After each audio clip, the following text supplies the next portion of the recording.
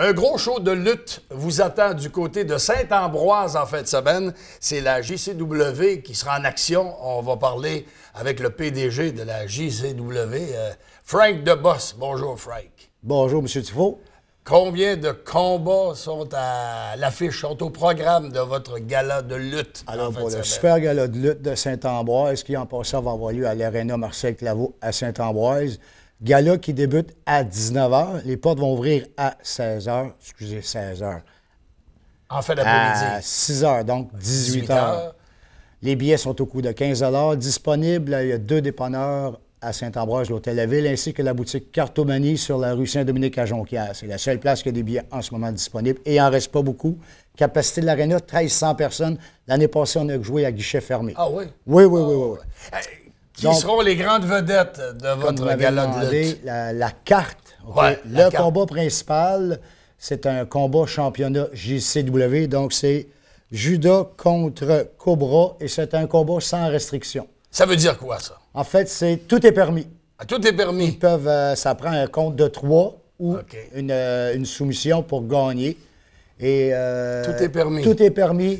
Ça veut dire à l'extérieur de l'arène, le ring de lutte, c'est permis de faire un compte à l'extérieur. Ils peuvent se servir de ce qu'ils veulent. Ils peuvent aller où ce qu'ils veulent. Aucune restriction. Est-ce qu'ils peuvent emprunter l'objet que vous avez entre les mains? Ma canne? Oui, sa canne. Ça peut arriver. Ça peut montrer moi dans ça, ce canne-là, oui. Ben, c'est une canne. Oui, je sais. Ben, ouais. Une canne pour donner des coups à quelqu'un. Non, oui, ça peut cogner. Ça peut cogner. Vous en demanderez à François, un de vos co-animateurs. Oui, je sais. Ben, j'ai vu les images. Le deuxième combat, ça va. Donc, le deuxième combat, c'est pas les combats, c'est pas ceux-là qui suivent. C'est des combats pour la carte. Pas dans l'ordre, OK. Donc, on a le combat championnat provincial. Donc, pour la ceinture championnat provincial, c'est un combat hardcore. Le chirurgien O'Craven contre Mr. Brown, qui va être accompagné de VT Valentine. Hardcore, ça veut dire quoi, ça, hardcore? Là? Un combat hardcore, encore là, tout est permis, mais c'est plus sévère. Donc, on va souvent voir un lutteur qui va vider un sac de pudaille sur le ring, puis après ça, il va essayer de coucher l'autre lutteur dessus, traverser des tables, utiliser des chaises, des échelles. À ce moment-là, il y a une intervention de l'arbitre? Non, il laisse aller. Il laisse aller. Ça sert de bâton, de kendo stick, tout est permis. J'ai déjà vu un clavier d'ordinateur, un Nintendo. Ah, ouais. Oui. Troisième combat qu'on annonce pour Troisième gros combat, c'est le combat championnat par équipe. Alors, on a la Monarchie qui sont détenteurs du titre de champion par équipe. C'est le roi Jason, accompagné de sa femme, la parfaite Caroline. Ils vont être les deux accompagnés par la princesse Annick. Ils vont défendre leur titre contre Sissi Galavis ainsi que le seigneur des lutteurs, Jim Harrison. C'est un combat mixte. Oui, c'est un combat. Est-ce que ça va arriver que la fille lutte contre le gars? Oui. Ça va arriver, ça? Oui, ça souvent? arrive souvent. Oui, parce que dans la JCW, en ce moment, on a 3 ou 4 filles disponibles. Puis, ils sont aussi bonnes que des lutteurs, sinon plus, parfois. Vous allez faire le saut. OK.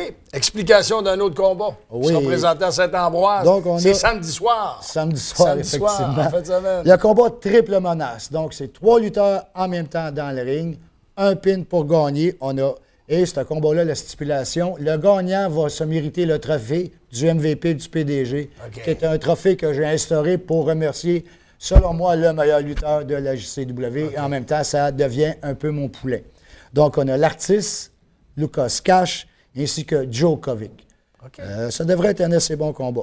Un autre combat? Le combat carrière, on appelle ça de même. Carrière? Ouais, carrière, comme dans le sens une carrière artistique, une carrière journalistique. Donc, c'est la carrière de Jack Allister, un des lutteurs qui a commencé il y a 15 ans à la JCW, qui va être en jeu. Alors, c'est Jack Allister qui va croiser le fer contre Degenerate. Particularité, je vais accompagner Degenerate parce que c'est mon poulain en ce moment. Donc, vous allez me voir à l'œuvre. Certaines personnes trouvent que je me mêle un petit peu trop des combats. Moi, j'ai pas mon dire. Si je fais de quoi, c'est pour gagner. S'il faut que je triche, ben je vais tricher. Est-ce que la plupart des lutteurs ont un agent? Non. Ou un manager? Pas vraiment. Il y en a seulement dans ce combat-là. Lui, il y a, comme j'ai dit tantôt, il y a VT la Valentine qui va accompagner Mr. Brown, Annick qui accompagne la royauté, il y a moi. Fait qu'en ce moment, on a 3 gérants. OK. Un autre combat qu'on peut... Alors, on a le Survivor Series match. Oh, Survivor. Oui. Donc là, c'est un combat avec 10 lutteurs, mais c'est 2 équipes. Donc, United 2K, qui est Frankie Boy, Max Storm, Del Kilburn, Sabotage Coleman et Tom Leblond vont affronter les camarades. Donc, j'annonce le grand retour de Boris. Et oui, ceux qui ont suivi la lutte l'année passée savent que Boris a eu une blessure sévère à l'épaule l'année passée. Il revient à la JCW 1 an plus tard. Tout est réparé. Donc, son équipe, Boris, Billy Stone, Jimmy Rampage, Kevin Madness ainsi que Justice. Et il faut qu'il y ait un seul survivant. Pourra être éliminé un pin de 3 ou une soumission dans le ring. Un après l'autre vont être éliminés. Donc, c'est un combat. Il y a combien d'arbitres? Il y a du monde pas mal sur le ring? Oui, il y a une dizaine de personnes. C'est un combat par équipe. OK. Donc, tu sais, c'est ils peuvent taguer comme un combat par équipe, mais c'est tout le temps dans le ring, seulement 2 qui luttent. Ces vedettes de la WJC, là, ça vient d'où? Ce sont des lutteurs de la région? De la région. Il y a quelques lutteurs qu'on fait venir de l'extérieur, mais en majorité, c'est des lutteurs de la région. Est-ce qu'il y a un autre combat? Oui, il y en a même deux autres. Il reste deux combats. Okay, allons-y. Donc, on a le Super Fight, c'est Paul Goliath, qui est maintenant fait partie de mon écurie.